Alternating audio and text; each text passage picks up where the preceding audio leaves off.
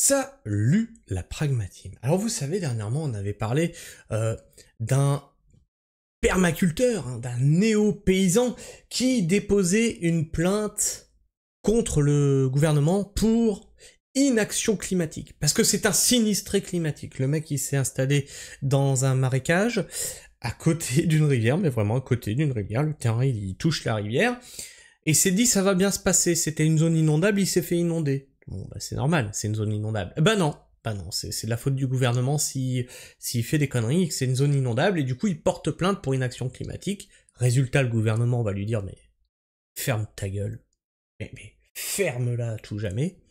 Et là, on va dire bah inaction climatique dans ton cul. Alors qu'on a des vrais agriculteurs qui, eux, subissent sécheresse, qui, eux, ont subi justement les fortes intempéries qui ont fait pourrir les blés, les tournesols, les vents qui ont couché les maïs et qui ont été inrécoltables, et bah tout ça, ça va passer à la trappe à cause de neuneux dans ce genre-là. Et ce mec qui se revendique néo-paysan, qu'est-il en réalité? Eh bien j'ai trouvé ce qu'il était, puis on va attaquer sur un autre permaculteur de la bourgeoisie, on va dire, de Paris, hein, ces néo-paysans, comme ils veulent s'appeler, hein, et qui, dès qu'ils se cassent le nez, se retrouvent bien embêtés. Alors, on parlait donc de cette entreprise qui s'appelait De Rive en Rêve, d'accord? Le mec se présente comme néo-paysan, donc il devrait normalement cotiser à la MSA. Tu vois, comme moi, je cotise à la MSA, et il devrait avoir une activité en rapport avec la production de fruits et légumes, on est d'accord. Bon, alors qu'est-ce qu'on a ici? Bon, bah on a l'adresse, bon bah voilà, c'est très bien, c'est public, hein, désolé, alors c'est public, hein, on peut vérifier, donc c'est De Rive en Rêve. Rappelez-vous qu'il a fait des cagnottes, hein, pour installer des jardins en permaculture, etc., etc. Et du coup, qu'est-ce qui... Ah merde! Ah dis donc, ça a pas l'air d'être paysan, ça. C'est une SCI. C'est une société civile immobilière. Il achète des terrains, des maisons, etc. Voilà ce que c'est. D'accord? Alors, activité de Rive en Rêve. Location de tout bien immobilier. Ah merde. Ah, on s'éloigne quand même vachement du néo-paysan, là, non? C'est quand même pas... Ah tiens, le code NAF. Normalement, le code NAF devrait représenter une activité de vente de légumes ou de production de légumes. Qu'est-ce qu'on a? 6820B, location de terrain et d'autres biens immobiliers. Ah bah pour un néo-paysan, c'est étrange, hein. Et donc après, bah, vous avez tout le descriptif de ce truc-là. Donc on retrouve bien Sergent Jérôme, qui est gérant, associé, indéfiniment responsable. Il a 42 ans, on parlait bien de lui dans l'article. Et son autre associé, certainement son épouse, Valquet, Audrey, associée, pareil, elle est née en 75. Bref, tout ça, c'est acté, c'est des choses publiques, on a le droit de les dire, c'est public. Les anciens dirigeants, ce sont le maire Estelle et Gauthier Guillaume. Voilà. Bon, mais vous mettrez le lien de tout ça dans les commentaires pour que vous vérifiez par vous-même. Voilà, moi je suis juste... J'ai fait une petite recherche, comme ça, j'ai fait De Rive en Rêve, tiens, on va voir ce qu'il en est. Tiens, ah, c'est bizarre, c'est pas un agriculteur. Ah, c'est con, ça. Et donc, ce sont ces gens-là qui vont aller représenter la cause agricole, tu vois, auprès du gouvernement, poussés par des ONG et des associations telles que Greenpeace, etc., d'accord, comme on l'a vu dans l'article, et qui vont ridiculiser le combat agricole. On en est là. Et les agriculteurs... Vous vous étonnez qu'on en a marre de voir débarquer des Nicolas Mérieux en campagne. Que quand ils débarquent, vous savez, ils nous avaient fait une vidéo pour dire « Ouais, je cherche des terrains, mais les agriculteurs, ils me disent « Il n'y a rien pour toi. » Demande-toi pourquoi. Demande-toi ce que tes prédécesseurs ont fait. D'accord? Quand on voit un comique de One Man Show débarquer et se dire « Paysan », on a la goutte, là. D'accord? C'est pas qu'on veut pas de néo-ruraux. C'est pas ça, il y a des... J'ai dans le hameau, j'ai des Parisiens. Ils sont excellents. Ils sont géniaux. D'accord? Mais ils se sont adaptés à la vie paysanne. Ils aimaient déjà la vie paysanne. D'accord? C'est un hameau. C'est même pas un village. On parle d'un hameau, là. Et quand on voit cela débarquer, il n'y a aucun souci. Par contre, les vrais néo-ruraux, tu vois, avec les codes urbains, On vous voit arriver de loin, les gars. On vous voit arriver de loin. Et là, on en a un autre. On a Maxime de Rostolan, déjà avec la petite particule, 2. Et donc, cet article date du 16 octobre 2018, et du coup, bah forcément, pour ceux qui veulent taper sur la permaculture, eh bien, c'est un exemple frappant d'échec en permaculture, parce qu'il n'applique pas, ce qu'il y a dans ce bouquin-là, en fait. Hein, il n'applique pas ce qu'il y a dans ce bouquin-là, la permaculture, hein, un bouquin. J'en discutais dernièrement avec Philippe Grégoire, que moi ça me pose problème, c'est justement que quand tu parles permaculture, les gens ils ont dans la tête les Damien Descartes, etc., et toutes ces personnes qui font du blabla pipeau sur les réseaux autour de la permaculture et qui te vendent du rêve et qui n'a rien à voir avec le réel, comme le non-travail du sol, d'accord? Ça n'a jamais été écrit dans le livre de permaculture. Donne-moi la page où c'est marqué « Ne jamais travailler son sol ». C'est pas marqué. Donne-moi la page où c'est marqué qu'il faut pailler. C'est pas marqué. Non, on te parle de sol couvert. Donc voilà. Et tout ça, tu vois, ça a été repris à la française, ça a été déformé, on en a fait un gloubi-boulga pour voilà, que ça colle au jardin, mais la permaculture, ça s'arrête pas au jardin, les gars. Déjà, tout ce que vous avez repris, vous l'avez transformé, ça n'a plus rien à voir avec le produit d'origine. Et la permaculture ne s'arrête pas au jardin, c'est un art de vivre, d'accord? Et là, donc, du coup, on a Maxime de Rostolan, d'après ce que j'ai compris, il était aussi invité sur des plateaux télé et tout, donc voilà. Il y a 4 ans, le charismatique Maxime de Rostolan, ingénieur chimiste et titulaire d'un brevet professionnel à responsable d'exploitation agricole, bon, bah là, on va en parler de ce truc-là. Alors, vous notez toujours qu'on a des ingénieurs, des architectes, des choses comme ça qui se disent « Tiens, je vais faire de la permaculture ». J'en ai un à côté de chez moi. Hein. Expert en marketing international. Ça claque. Hein. Bon, bah ça fait 6 ans. Hein. Son projet est toujours pas démarré. Il a acheté 9 hectares. Il est dans les choux. Et c'est marrant parce que moi, si je veux faire... Tu vois, je suis agriculteur. Si moi, je veux faire ingénieur chimiste... Ah non, ouais, ça marche pas dans l'autre sens. Non, la porosité n'est qu'à sens unique. Si je veux faire gynéco, non plus. D'accord. Mais... vous en avez pas marre de nous prendre pour des ânes?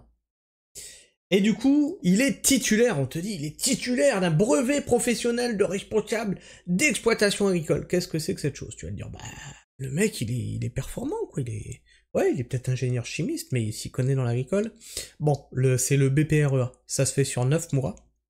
Et on t'apprend pas à gérer une exploitation maraîchère, ni une exploitation agricole, ni des bovins, ni des cultures, ni quoi que ce soit. Non, on t'apprend à gérer une entreprise agricole. C'est tout.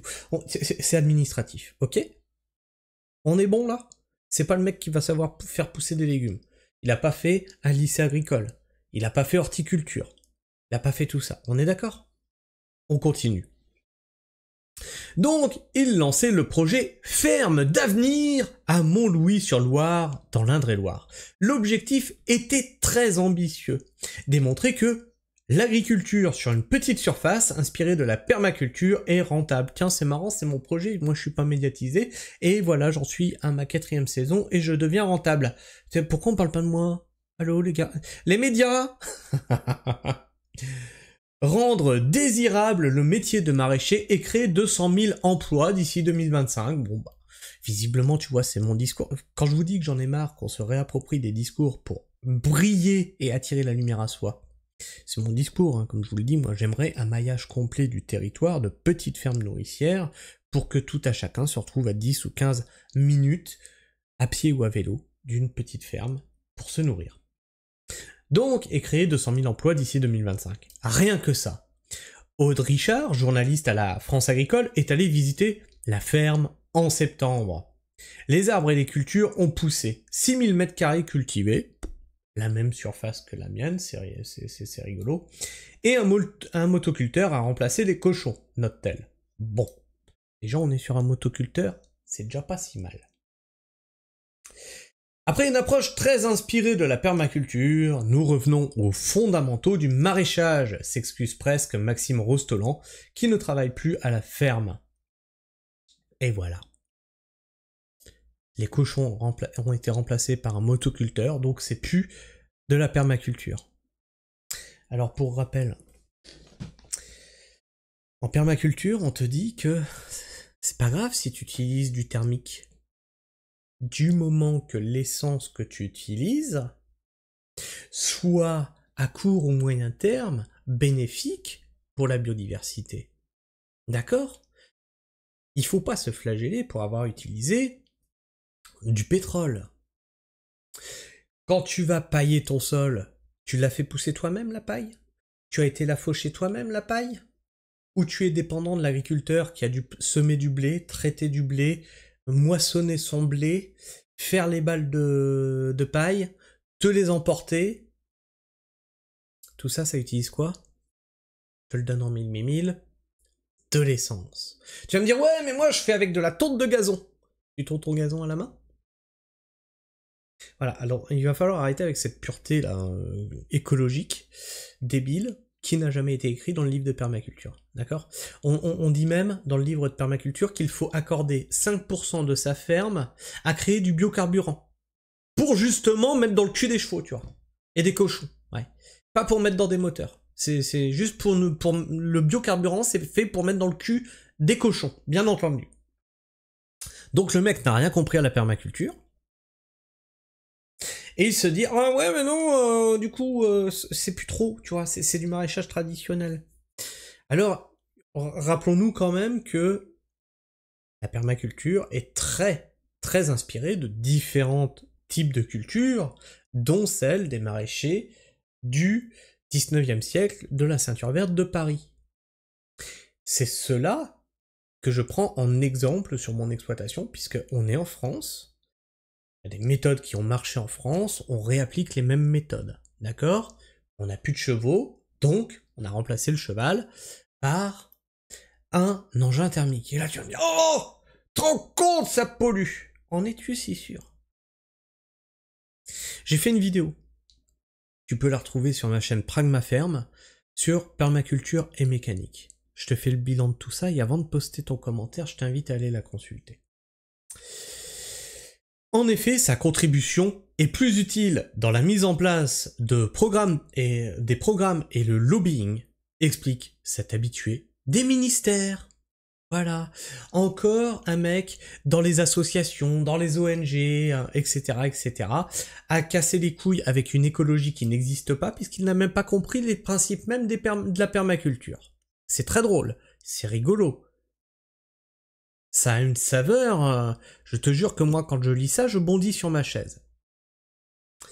La ville manquerait-elle à notre permaculteur révolutionnaire, comme il se définit sur Twitter? Encore un résistant, hein, encore un révolutionnaire résistant qui veut abattre le système. Voilà, encore une fois, je veux la lumière sur moi. Voilà, c'est ça, ces personnes-là. À moins que la production ne suffise pas à le rémunérer pour travailler la terre, et qu'il le soit seulement pour trouver des aides. Aide agricole, la DJA, les cagnottes, les formations. Voilà. Tout ce que je n'ai pas fait. Tout ce que je n'ai pas fait. Et j'ai une ferme rentable. Le fonctionnement de la ferme nécessite la présence de 2 CDI à plein temps, sans compter les stagiaires. La main-d'œuvre gratuite en milieu colo est un classique. Effectivement, et ça on va y venir. J'en avais déjà fait une vidéo. Esclavagiste ton prochain pour arriver à tes fins, le fameux woofing, que je n'utilise pas. Donc le mec, pour 6000 m², il n'est pas sur la ferme, et il a 2 CDI à temps plein. Il a la même surface que moi. Je travaille seul.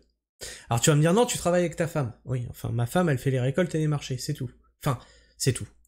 Je vais pas minimiser son travail.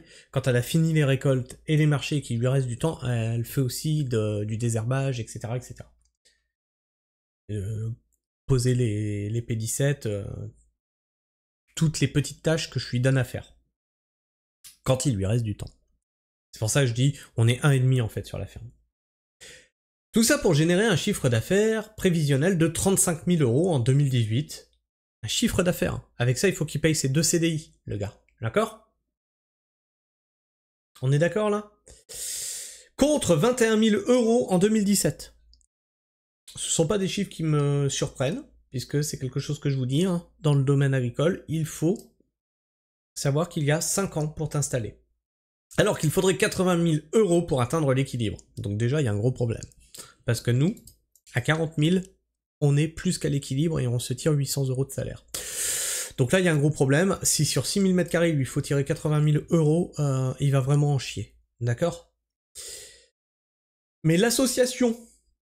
Ah oui, parce qu'il a créé une association, bien sûr. Mais l'association Ferme d'Avenir, c'est 1 million € de budget annuel et 20 salariés. 1 million € de budget qui viennent de diverses aides et compagnies. D'accord? Voilà pourquoi je suis en guerre contre les permaculteurs. Qui se disent permaculteurs mais qui ne le sont pas, je vous rappelle. Pour ceux qui veulent mes combats, voilà, c'en est un de plus. Comme je suis en guerre contre ceux qui tapent sur la permaculture en prenant ces exemples-là de débiles mentaux pour taper dessus. En fait, c'est des débiles qui tapent sur des débiles, c'est assez rigolo. C'est 1 million € de budget annuel et 20 salariés, soit 96,5% de subventions des collectivités et d'entreprises de la filière alimentaire. Allô? Pourquoi j'ai pas de subvention? Pourquoi j'ai pas 1 million €, moi? Comment ça se fait? Oh putain de bordel de... C'est hallucinant. Cela n'empêche pas Maxime de Rostolan de prétendre être un banquier solidaire sur Twitter. Donc on a le révolutionnaire, hein, le banquier solidaire, hein. Oh là là là là là là, et il multicasquette, hein. Il sera certainement résistant et aux côtés d'Olive Olive, on sait pas. Oui, bah, faut bien que je en mette une petite en passant. Et quelques activités annexes comme les formations et les séminaires. 30 à 40 000 € par an. Voilà. Oui, le stage en permaculture à 1 200 € la semaine. C'est ça, voilà, c'est ça. Et t'inquiète pas, le stage en permaculture, c'est en fait tu travailles sur la ferme et donc tu es une main d'œuvre qui a payé pour venir travailler. C'est très drôle. J'adore. C'est pour ça que je fais pas ça. Je trouve ça horrible. Et donc je suis en accord avec ma conscience. Je suis en accord avec mes principes. Il y en a qui m'ont demandé est-ce que je peux venir travailler gratuitement et puis que tu m'apprennes, machin. J'ai dit non. Tu viens. On se cale une après-midi, je t'explique énormément, je vais t'expliquer des trucs, les pièges, les trucs administratifs, ce qu'on a fait qu'à marcher, ce qu'on a fait qu'à pas marcher, les propriétés de notre terrain, mais je ne te ferai pas travailler. Déjà parce que je trouve ça... Je serais déjà dans l'illégalité, et que je n'ai pas envie de gagner ma vie sur le dos des autres. D'accord ?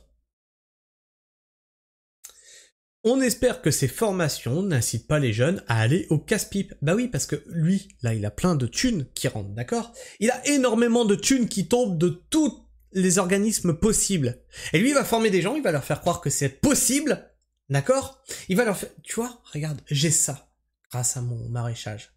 Bah non, t'as pas ça. T'as ça grâce au budget que te filent les associations, les collectivités, etc. Et donc les mecs, ils vont se dire, tiens, bah c'est faisable, et ils vont se planter. J'ai des personnes qui m'ont contacté pour venir visiter la ferme, je l'ai refusé aussi, parce qu'ils venaient avec dans la tête le truc du bec et d'oing. Ils étaient prêts à s'installer avec deux gamins, c'est un couple, sur 1000 m², pensant qu'ils allaient pouvoir en vivre, suivant l'exemple du bec et d'oing. J'ai dit non, je veux pas, j'ai pas le temps. Je leur ai dit j'ai pas le temps. Parce que je veux pas être responsable de ça. Vous voyez ce que je veux dire? Ça va se planter. Donc des jeunes allaient au casse-pipe. Maxime de Rostolan assure que non, et se défend d'avoir créé une ferme exemplaire. Voilà. C'était pourtant le but. Notre utopiste pragmatique va te faire foutre. Le pragmatique, c'est moi. Et désormais, plus vague, il parle de créer des conditions favorables à l'émergence de l'agroécologie dans tous les territoires grâce au métier de péiculteur. Alors tu vois, c'est pareil, je vous ai dit, je vais peut-être arrêter d'utiliser le terme permaculteur pour me définir, parce qu'il a été tellement dévoyé qu'on est dans la merde. Ils sont en train d'en créer d'autres aussi. J'en suis le premier désolé. J'en suis le premier désolé. Les néo-paysans, les péiculteurs. J'avais l'idée d'utiliser le mot écoculture, mais d'après ce que j'ai compris, c'était déjà utilisé ailleurs, donc j'utilise pas, tu vois. Un entrepreneur du territoire. Tu vois, le péiculteur. C'est pas un agriculteur, c'est pas un paysan, c'est un entrepreneur du territoire. On est loin de l'écologie, là. Hein. Assisté et donneur de leçons. Oui. Un beau parleur, on vous dit, ce Maxime de Rostolan. La personne idoine pour les dîners en ville ou les plateaux radio, où il assurait il y a 2 ans que l'agroécologie est plus rentable que l'agriculture conventionnelle en agriculture. Par contre, 3 petits points. Et là, on en a d'autres qui vous disent « Oui, les jardins-forêts, c'est plus rentable que les vergers !» Chiffres. Ben, on n'en a pas, parce qu'en fait, ce qu'on produit, on le vend pas. Ok, bon, bah les gars, ce qu'on fait, on n'a pas de chiffre de vente, pas de problème. Tonnage. Sors-moi le tonnage de ce que tu sors d'un jardin-forêt. Par rapport à un verger traditionnel. Tu peux pas dire c'est plus productif sans mettre des faits derrière. C'est ça le pragmatisme. Tu les as jamais ces chiffres. C'est étonnant. C'est surprenant. Et là on te dit oui, mais attends, ah, ça tortille un peu du cul comme ça, tu vois. C'est pas ça en fait. Il faut comprendre qu'on fait des visites racontées, comme nous a dit Nicolas Meyreux. Hein, on fera des visites racontées. Non, mais tu comprends pas, c'est que on picore. On prend ce qu'on a besoin au fur et à mesure, et on en laisse à la nature. J'en ai marre. J'en ai marre. Et vous voyez en quoi le combat que je mène au quotidien pour l'écologie, pour la permaculture, la vraie, est reprise par des bourges, par des bourgeois, je suis désolé, à chaque fois on retombe sur eux, des mecs qui viennent des villes, qui s'accaparent le truc, qui le tordent, qui le dévoient, et qui se foutent des mecs comme moi, qui bossent du matin au soir, et qui ont des fermes rentables. On se fait voler jusqu'à nos combats écologiques. On se fait spoiler nos revendications pour le climat. Ne vous étonnez pas de voir les ruraux en colère contre les urbains, parce que beaucoup d'entre vous me font « Ouais, tu parles du mépris de classe, mais t'as aussi un mépris pour les personnes qui viennent de la ville. » Voilà pourquoi. J'ai pas du mépris pour tous ceux qui viennent de la ville. Pas du tout. J'ai du mépris pour ces gens-là. Cette petite caste qui se foutent sur un truc, le vide de sa substance, comme des vampires, et une fois qu'ils ont tout sucé ce qu'il y avait à sucer dedans, le balance, et fuck les conséquences. Enfin bref, c'était une vidéo un petit peu longue, où je vous ai un petit peu parlé de tout ça, on parlera certainement du woofing dans une autre vidéo, Mais je voulais vous partager ce truc-là, que vous compreniez un peu le combat des agriculteurs, le combat agricole, et les trucs qui vont être médiatisés pour faire joli sur le papier, et qui en vrai ne marchent que parce qu'ils ont des sommes énormes, on parle d'1 million d'euros, qui viennent de collectivités, qui viennent de fonds spéciaux, qui viennent d'associations, d'accord ? Écoute, je sais pas ce que tu penses de tout ça, tu peux me partager ton avis, ton opinion dans l'espace commentaire, tu t'abonnes si tu le veux, ou tu t'abonnes pas, c'est toi qui vois. Si t'es encore là en fin de vidéo, ça serait quand même con de pas t'abonner, et tu partages autour de toi, tu vois, tu partages autour de ceux qui te parlent de permaculture à longueur de journée en te mettant en avant des Damien Descartes, mais qui n'ont jamais ouvert le putain de bouquin, de permaculture, ceux qui te parlent de permaculture et qu'il ne faudrait surtout plus utiliser d'essence. Partage-leur. Tous ces fous furieux qui n'ont absolument jamais rien compris à ce qu'était la permaculture, mais qui se vantent d'être des personnes pures, tu vois, la pureté écologique, la pureté militante, et qui sont complètement à côté de la plaque, et à côté de leur pompe. Et tu peux liker cette vidéo, ça lui permettra d'être mise plus en avant dans les algorithmes de YouTube, mais surtout, ça encourage le petit créateur que je suis à continuer le travail que je fais sur cette chaîne. Oui, parce que je vois vos likes, et ça, je peux vous dire que ça, c'est mon carburant écologique. Non, c'est pas très écologique parce que t'as aussi la pollution la data pollution. La pollution numérique, comme on appelle ça. Mais bon, on n'aura jamais quelque chose de ça. Rien qu'allumer un feu, déjà, bah, c'est un bilan carbone. T'allumes un feu de camp, tu vois, voilà. Quelle que soit l'activité humaine, elle pollue. Sur ce, moi, je vous fais la bise. Prenez soin du sol. Et restez pragmatiques. Ciao.